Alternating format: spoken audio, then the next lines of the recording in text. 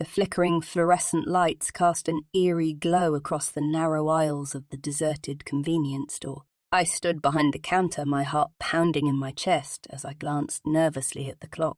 It was well past midnight, and the sound of rain beating against the windows added to the sense of isolation that hung heavy in the air. As the storm raged outside, the store seemed trapped in a world of its own.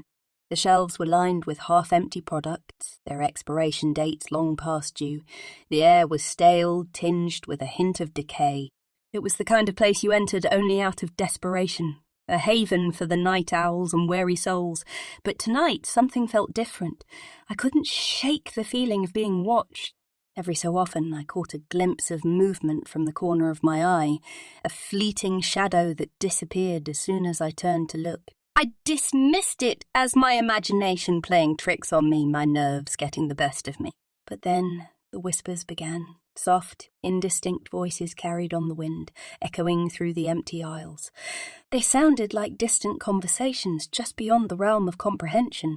Goosebumps prickled along my arms as I strained to make out the words. Panic settled in, and I questioned whether I should lock up and flee. Just as I made up my mind, the lights flickered and died, plunging the store into darkness. The storm outside raged on, the rain battering against the windows with renewed force. I fumbled for my phone, its feeble flashlight barely illuminating the immediate vicinity as I stood there surrounded by darkness. A low, guttural growl reverberated through the store. The sound crawled up my spine, freezing me in place. Fear gripped my heart as I realized I was not alone in the blackness. The aisles seemed to come alive with movement, whispering shadows that slithered along the shelves. I could hear them, their hushed voices growing louder, their tone turning sinister. I backed away, my breaths shallow and rapid as their presence closed in on me. In the dim light I saw them, figures materializing from the darkness. Their eyes glowed with an otherworldly intensity, their faces twisted with malice. They advanced toward me, their movements jerky and unnatural, like marionettes controlled by unseen string. I turned and bolted towards the back exit, my heart pounding in my ears. I flung the door open, the rain drenching me instantly. I stumbled into the alleyway, my mind racing, desperately searching for an escape. But the voices followed me. They whispered in the wind, their words intertwining with the relentless downpour.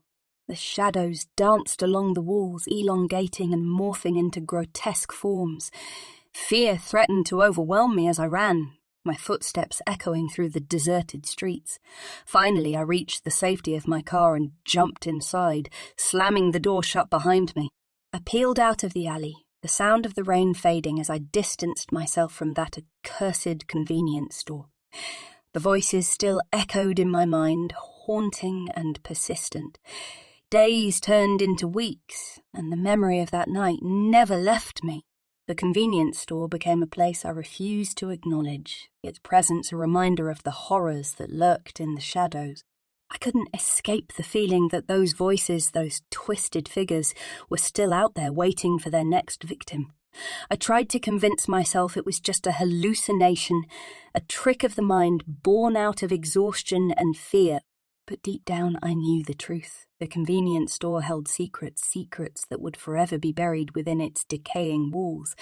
And as I glanced back in my rearview mirror, I could have sworn I caught a glimpse of a shadowy figure standing by the entrance, watching me with glowing eyes. The horror of that moment etched itself into my soul. A constant reminder that some places are best left forgotten, and some nightmares never truly end.